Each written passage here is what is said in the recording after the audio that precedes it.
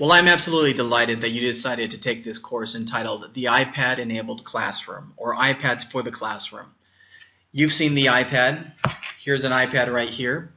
And we'll be actually teaching how to effectively introduce this tool into the classroom. We at Quickie Tech have assembled a team, and we've looked at a lot of resources across the internet, what other school districts are doing.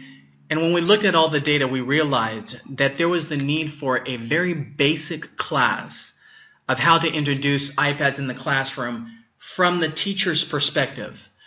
This is incredibly important because you, like us, are extremely busy people, and we're teaching students all kinds of information and testing them against that information. Therefore, if we're going to bring yet another device into our classroom, it better be effective because we don't have time to waste. And so as we considered how to introduce iPads, we thought to ourselves, we need to make it a tool that integrates in what teachers already do in their profession. It can't be yet another thing that becomes a load and a burden for teachers.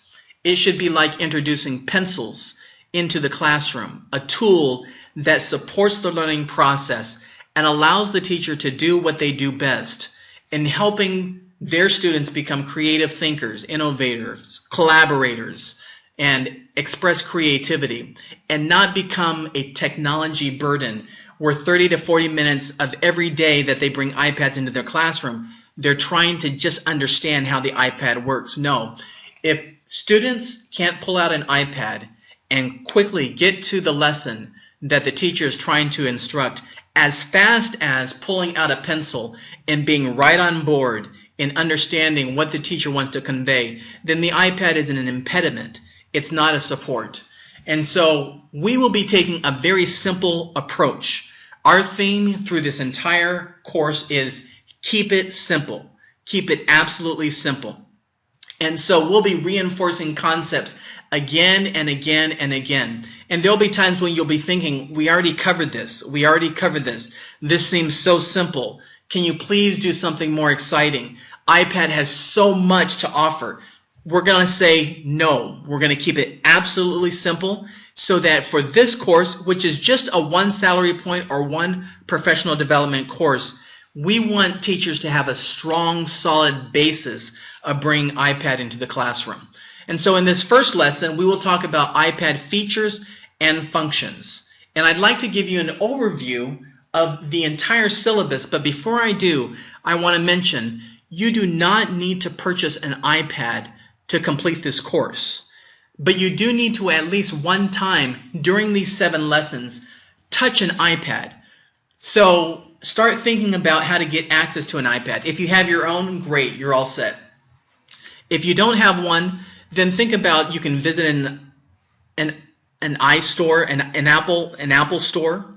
You can visit the Quickie Tech Lab. We actually have a lab here. You can do a Skype session if you're not in Los Angeles. And we can actually have a 30-minute session with you to talk through the features of the iPad, or you can borrow one from a colleague. But I just want to stress the point, you don't need to pay $600 to go get an iPad in order to successfully finish this course. Lesson 1 will teach you iPad features and functions. Lesson 2, we're going to talk about a crosswalk that helps you cross the street from desktops to iPads. If you're like myself, I'm used to computers with monitors and keyboards. That's how I work effectively.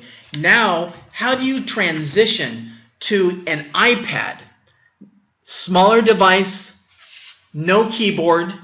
You type things on this, and when you actually go to an application, it's all finger touch activity. How do you transition to that? We're going to help you move from what you've been comfortable with in the past to coming to iPads. We'll actually talk about the keyboard on the iPad. We'll help you learn how to train your students to effectively use iPads for standardized tests. You'll learn how to use iPads for differentiated instructions, for English language arts and mathematics, and we'll culminate with an outstanding lesson that will actually, for some of you, you have a hunger for this. Look at some of those key tools that really increase learning outcomes on iPads. So yes, most of it's going to be basic. In the last lesson, we'll start to venture off and we'll give you the wings that you need to fly into the world of iPads. But first, we want to make sure you can walk before you can fly. So in lesson 1, we want to show you a quick start guide. And when we considered, okay, what kind of rubric or scorecard can we come up with by which we can measure the effectiveness of our teaching to you iPads, we have to come up, according to district rules and the committee that approve this course for salary points and professional development points, we have to come up with a way to ensure you got the concepts. And so, first of all, in this lesson, we want to introduce to you a quick start guide with 8 simple points. And so all you need for this lesson is to understand these 8 points. If you got these, you got it. And if you can show us that you got these points, then basically we're satisfied. So what are the 8 points? Number 1, to have a quick start with iPads, you need an articulated purpose for the iPads. Number 2, you need to know where the physical buttons are. Number 3, you have to know where the home screen is. Number 4, you should know the basic finger motions for iPads. Number 5, understand the settings. Number 6, understand the key apps. What's an app? It's basically, app is short for applications. But applications are on the other side of the street, the desktop side, the side we're used to. When we make the crosswalk and we walk across the street in lesson 2, you'll see it's no longer applications, it's apps. 7, key websites. We'll be showing you key websites. And 8, the help. Also, 50% of your grade is going to be on being able to grasp the concepts. And we'll have a quiz at the end of each lesson where you can go ahead and take the quiz. Don't worry, it'll be very easy. You can see all the answers for that quiz in the reading section above and in the links that we provide you, as long as you've done your homework to read and to go to each of the links we provide you. So it is important. When you see a link, click on that and look at it. We may ask you a question based on something in that link or video that we show you. But the other 50% of the grading is our creating with you an iPad learning packet. And so you're going to be asked at each lesson to create a 1-page document that you can compile into your own kind of personal portfolio that will be called an iPad learning packet. So by the time you're done with this course, you have a 7 or 8 page document that you can use for yourself or for your classroom to help guide the instruction for iPad learning. It will be an outstanding resource for you, but it is going to be part of your grade. So let's wrap up. My email is donnie.wise@gmail.com, or you can use the email at the bottom left of all my slides, donnie@quickietech.com. Also, if you're having trouble reading any of the text, there's a little square at the bottom right. Click on that and make sure you go to full screen. You have 8 weeks to finish this course. Grades will be sent later, a few weeks after you finish the course. And then a little instruction of how to use the online tool. After you finish this particular video, click Mark as Complete. That actually gives me an indication that you finished the video. And then you click Next and you go to the next reading section. Go ahead and read. Do the homework, which is composed of 2 parts.